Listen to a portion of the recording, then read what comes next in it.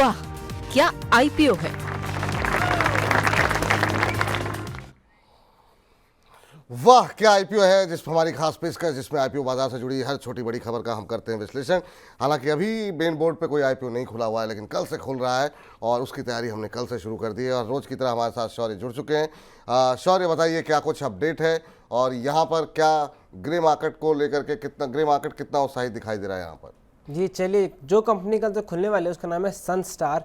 Main board पर काफ़ी time बाद 10-15 दिन हो गए कंपनी आ रही है। और सनस्टार के अगर बेसिक आईपी डिटेल्स देखें तो 19 जुलाई से 23 जुलाई तक खुलेगा। प्राइस बैंड है 90 से लेके 95 रुपये का। 510 करोड़ का आईपीओ साइज है, जिसमें लगभग 400 करोड़ के आसपास फ्रेश इशू है। कंपनी के कारोबार की बात करें तो कंपनी एफएमसीजी के लिए रॉ मटेरियल्स बनाती है। कॉर्न से रिलेटेड कंपनी काफ़ी ज़्यादा प्रोडक्ट्स बनाती है और काफ़ी टाइम से इस कारोबार में भी है। अगर ग्रे मार्केट में प्रीमियम की बात करें तो 95 रुपीज़ के प्राइस पर कंपनी को 41.5 रुपीज़ का ग्रे मार्केट में प्रीमियम मिल रहा है, यानी 43% के आसपास का प्रीमियम। 43% के आसपास का प्रीमियम। इस बीच अपने दर्शकों को बता दें कि अगर आईपीओ से जुड़ा कोई सवाल है तो आप इस सेगमेंट में पूछ सकते हैं। हम कोशिश करेंगे कि एक दो सवालों के प्रश्नों के उत्तर देने की। लेकिन ये आईपीओ कल से खुल रहा है और कल से खुलने वाले आईपीओ में क्या रणनीति होनी चाहिए, यहाँ पर पहले तो जो पूछते हैं यहाँ पर अंशुल जी से। अंशुल जी, क्या सलाह रहेगी आपकी अगर आपने इस आईपीओ को देखा हो कि पैसे लगाने चाहिए या नहीं लगाने चाहिए, क्योंकि आईपीओ बाजार को लेकर के लोगों में उत्साह थोड़ा बढ़ता हुआ दिखाई दिया है। देखिए, आईपीओ ठीक लग रहा है। मैं ये सजेस्ट करूंगा कि आप इसको इन्वेस्ट करें और शॉर्ट टर्म गेन्स के लिए अगर इन्वेस्ट करेंगे तो ज्यादा बेहतर रहेगा। मैं लॉन्ग टर्म प्रोस्पेक्टिव इसके बहुत क्लियरली नहीं जज कर पा रहा हूँ। मतलब जो कहते हैं ना, पढ़ने के बाद भी वो कॉन्फिडेंस नहीं आ रहा है। तो लिस्टिंग गेन के लिहाज से ले सकते हैं, लिस्टिंग गेन ठीक ठाक मिल जाएगा। उसके बाद एक बार एग्जिट कर लेना चाहिए। अगर सस्टेन करता है स्टॉक थोड़ा सा लॉन्ग टर्म में तो मल्टीपल बाइंग अपॉर्चुनिटीज मिलेंगी, बट लिस्टिंग गेन के लिए ही मेरी सलाह रहेगी। तो लिस्टिंग गेन के लिए अगर आप पैसे लगाना चाह रहे हैं सनस्टार में तो आप लगा सकते हैं, और अगर लंबी अवधि का आपका नज़रिया है तो अभी थोड़ा सा दूर रहें। बाद में देखा जाएगा, जब एक बार लिस्टिंग हो जाएगी क्या स्थिति रहती है, उसके बाद इस पर रणनीति बनाई जाएगी। एक चीज़ हम देखते हैं सर कि बड़ी आजकल रहती है कॉमन की, अगर थोड़ी सी भी नीचे लिस्टिंग रहती है तो लोग काफ़ी उत्साहित होकर के हम देखते हैं कि परचेज उसको उसको उसके पीछे चेज करने की कोशिश करते हैं। यहाँ पर ऐसी कोई स्थिति आपको दिखाई दे रही है? और अगर शेयर ठीक ठाक लिस्टिंग गेन देता है तो क्या सेकेंडरी मार्केट में जाकर के खरीदारी करने की कोशिश करनी चाहिए या अवॉइड करना चाहिए? और देखिए विपुल, ये आईपीओ को ट्रेड करने का एक तरीका होता है, उसको हम कहते हैं आईपीओ बेस ब्रेकआउट। इसमें तरीका ये होता है कि लिस्टिंग के 2-3 दिन में अगर पॉजिटिव लिस्टिंग है तो बुक कर लेना चाहिए। अगर लिस्टिंग नेगेटिव है तो इमीडिएटली लॉस बुक करके बाहर हो जाना चाहिए। उसके बाद 8 से 12 हफ्ते वेट कीजिए। अगर बेस बनता है स्टॉक में और ब्रेकआउट मिलता है तो आईपीओ बेस ब्रेकआउट प्ले करना चाहिए, नहीं तो स्टॉक को अवॉइड कर देना चाहिए। पीजीआईएल एक ऐसा स्टॉक था जिसने 10 साल तक आईपीओ का बेस बनाया, उसके बाद ब्रेकआउट दिया। उसके सामने अगर आप देखेंगे तो मान्यवर, जो वेदांता के नाम से शायद लिस्ट है, मान्यवर का स्टॉक हो गया, बीकाजी का स्टॉक हो गया, इनने फटाफट 2-3 महीने में बेस बनाया और वापस से बड़ा ब्रेकआउट देके रन अप दिया है। तो ये कहना मुश्किल होता है कि बेस कितना समय बनेगा, वो सालों तक भी बन सकता है, हो सकता है 8 से 10 हफ्ते में कंप्लीट करके फ्रेश ब्रेकआउट दे दे। तो आईपीओ को ट्रेड करने का तरीका यही है कि लिस्टिंग के 1-2-3 दिन में बेच लें, फिर बेस बन के बेस के ब्रेकआउट का वेट करें। जी चलिए, कुछ एक दर्शक आपसे कुछ बातचीत करना चाह रहे हैं, जिसमें कि आधार हाउसिंग फाइनेंस अभी लिस्ट, हालांकि चार्ट बहुत ज़्यादा अवेलेबल नहीं होंगे सर आपके पास। कह रहे हैं कि ये अलॉटमेंट के समय मेरे पास मुझे मिले हैं। ये वंशिका चेटवानी जी हैं, आपसे जानना चाह रही हैं। और साथ ही साथ एमक्योर फार्मा भी के उनके पास आईपीओ के समय के पड़े हुए हैं। इस सेगमेंट में जो लोगों के पास आईपीओ अलॉट हुए हैं, अगर उनके पास रहते हैं तो अपने सवाल पूछते हैं। कह रहे हैं क्या इसमें आप प्रॉफिट बुक कर लिया जाए या फिर अभी भी होल्ड कर सकते हैं या होल्ड करना चाहिए इनको? तो एक तो आधार हाउसिंग फाइनेंस में जिसको आईपीओ अलॉट हुआ था, क्या बने रहना चाहिए?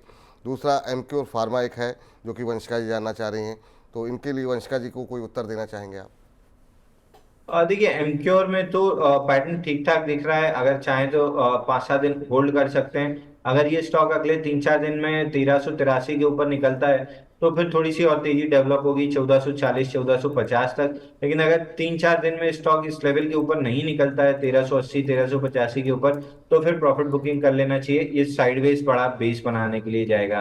आधार हाउसिंग में जरूर बेस बना था, जैसा मैंने डिस्कस किया था कि लिस्टिंग के बाद बेस बनता है। इस स्टॉक में 26 दिन का बेस बना था और वहां से ऊपर चलना स्टार्ट किया है, तो स्टॉक 550 से 570 तक जा सकता है। तो इस स्टॉक को होल्ड कर सकते हैं। आधार हाउसिंग काफी अच्छा लग रहा है, आईपीओ बेस ब्रेकआउट है, जिसका टारगेट 550 के करीब निकल के आ रहा है, तो 540 के अराउंड प्रॉफिट बुकिंग करनी चाहिए।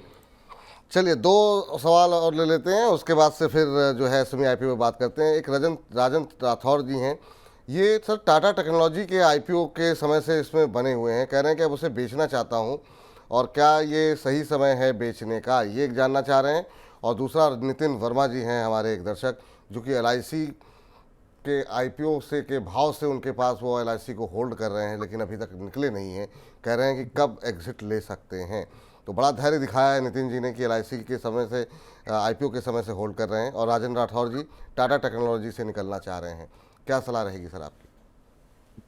देखिए विपुल, ये एकदम स्टार्टिंग में जो मैंने कहा था, एक परफेक्ट एग्जांपल है टाटा टेक का, कि आपको क्यों लिस्टिंग के तीसरे चौथे दिन बेच के आईपीओ बेस का वेट करना चाहिए। यहाँ पे लिस्टिंग यहाँ से हुई है, वहां से कंटिन्यूअसली स्टॉक केवल एक डाउन ट्रेंड में है, और जो भी फंसे हुए हैं वो काफी फ्रस्ट्रेटिंग सिचुएशन में है। इसलिए मैं कहता हूँ आईपीओ तीसरे चौथे दिन के बाद होल्ड नहीं करना चाहिए, फिर वेट करना चाहिए 12-13 हफ्ते का। अगर बेस बनता है तो वापस से अपॉर्चुनिटी मिलेगी। अब ये डाउन ट्रेंडिंग स्टॉक है, आई वुड सजेस्ट कि आप एग्जिट करके निकल जाइए। इसमें फिलहाल किसी तरह की अपमूव नहीं दिख रही है। अगर अपमूव बननी भी होगी तो इसको यहाँ से 6-8 महीना लगेगा बेस बनाने में, और बेस का अपर एंड 1100 रुपए के आसपास का रहेगा। बेस बनेगा, ब्रेकआउट देगा, तब ये स्टॉक चलेगा। अब वो पीजीआई की तरह 10 साल ले लेगा, या वेदांता और इनकी तरह 8 से 12 हफ्ते में ब्रेकआउट दे देगा, ये मैं नहीं कह पाऊंगा। तो आई वुड सजेस्ट कि यहाँ से आप क्लियरली एग्जिट कर लीजिए, कहीं और इन्वेस्ट करना चाहिए। बल्कि दूसरा एलआईसी में आप इन्वेस्ट कर लीजिए। एलआईसी में देखें तो आईपीओ बेस जो बना था वो 421 दिन का बना था, 421 डेज, या कहें 88 वीक्स का बेस बना था। ब्रेकआउट लेने के बाद स्टॉक ने रीटेस्ट किया, रीटेस्ट करके वापस से ऊपर चल रहा है। तो हाई लाइकली है कि ये स्टॉक अगले 6 महीने में आपको 1400 से 1600 रुपए के टारगेट्स दिखा दे। तो टाटा टेक्नोलॉजी से निकल के एलआईसी में अगर पैसा कन्वर्ट करते हैं तो आपकी कैपिटल बहुत जल्दी अप्रिशिएट हो जाएगी। जी चलिए, इस बीच जो है शौर्य के पास चलते हैं। हालांकि स्वाति मौर्य जी कह रही है मेरा सवाल नहीं लिया, अभी ले लेते हैं मैम। मुक्का प्रोटीन पे आपका सवाल है, पहले एसएमई पे थोड़ा बात कर लेते हैं, वरना शौर्य कहीं नाराज ना हो जाए। शौर्य हम बताइए एसएमई क्षेत्र में क्या कुछ हो रहा है? चलिए, अगर एसएमई क्षेत्र में देखें 3 आईपीओ खुले हुए हैं। पहला है तुनवल ई मोटर्स। तुनवल ई मोटर्स अभी लेटेस्ट आंकड़ों के हिसाब से 8 गुना ज़्यादा सब्सक्राइब हो चुका है, 8.17 टाइम्स। और जीएमपी की बात करें तो 60 रुपीज़ के ऊपर कंपनी को 10 रुपये का ग्रे मार्केट में प्रीमियम मिल रहा है। दूसरी है मैकॉब्स टेक्नोलॉजीज़। मैकॉब्स टेक्नोलॉजीज़ लेटेस्ट आंकड़ों के हिसाब से 7 गुना ज़्यादा बढ़ चुका है। एग्जैक्ट फिगर है 7.12 टाइम्स, और यहाँ पर कंपनी को 75 रुपीज़ के ऊपर 11 रुपये का ग्रे मार्केट में प्रीमियम मिल रहा है। तीसरी company Kataria industries. Kataria industries 19 गुना से ज़्यादा सब्सक्राइब हो चुकी है लेटेस्ट आंकड़ों के हिसाब से, और ग्रे मार्केट में कंपनी को 96 के ऊपर 50 रुपीज़ का जीएमपी मिल रहा है। तो यानी तीनों एसएमईज में कटारिया इंडस्ट्रीज़ को सबसे ज़्यादा ग्रे मार्केट प्रीमियम मिलता हुआ आ रहा है, लेकिन वैसे 50% है। जब से सेबी का वो मैंडेट आया है उसका हम देख रहे हैं जो 100% है, उससे ज़बरदस्त जीएमपी होता था, अब नॉर्मलाइज होता हुआ नज़र आ रहा है। चलिए, तो यानी कि सेबी की तरफ से जो सख्ती की गई है उसका असर दिखता हुआ दिखाई दे रहा है।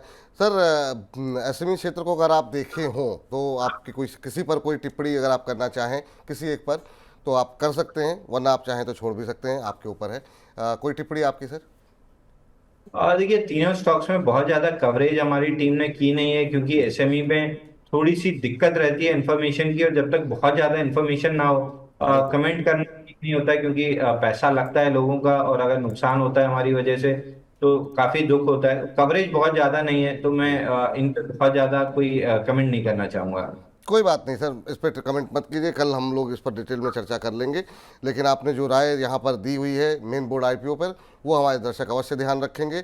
और इस आईपीओ को सेगमेंट को समाप्त करें उससे पहले जो है एक टिप्पणी खाली मुक्का प्रोटीन पे आपकी स्वाति मौर्य जी की सवाल पे दे दीजिए। कह रही मुक्का प्रोटीन के बारे में प्लीज़ बता दीजिए, आईपीओ में मिला हुआ था, अभी तक ये स्वाति जी होल्ड कर रही हैं, क्या सलाह रहेगी स्वाति जी के लिए आपकी?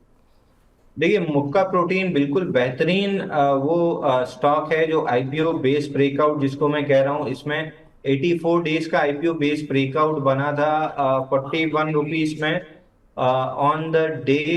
ये प्री ब्रेकआउट दिया था 12 जुलाई को, और 15 जुलाई को ये कंफर्म हो गया था। यहाँ से स्टॉक का जो टारगेट निकल के आ रहा है वो 74 रुपीज का आ रहा है, बट वर्टिकल चल चुका है 35 रुपीज से 54 रुपीज 4 दिन में। तो स्टॉक में थोड़ा सा 5-6 दिन का इनसाइड बार, टाइट क्लोजिंग या इस टाइप का करेक्शन की जरूरत है। वो जैसे ही हो जाएगा 20 डे मूविंग एवरेज कैचअप हो जाएगा, नेक्स्ट लेग में 74 रुपए तक बहुत आराम से स्टॉक जाएगा। तो स्टॉक को लॉन्ग है तो होल्ड करना चाहिए, नहीं है तो करेक्शन में थोड़ा सा 20 डे मूविंग एवरेज जैसे कैचअप होता है तब बाई करेंगे तो 74 रुपए तक अपसाइड जा सकता है। परफेक्ट ब्रेकआउट है, आईपीओ बेस्ड ब्रेकआउट जिसको हम कहते हैं, बिल्कुल परफेक्ट ब्रेकआउट है। चलिए, तो ये राय फिलहाल निकल करके आती हुई स्वाति मोरे जी आपके लिए, और इसी के साथ वाह क्या आईपीओ है सेगमेंट को समाप्त करते हैं। वाह क्या आईपीओ है।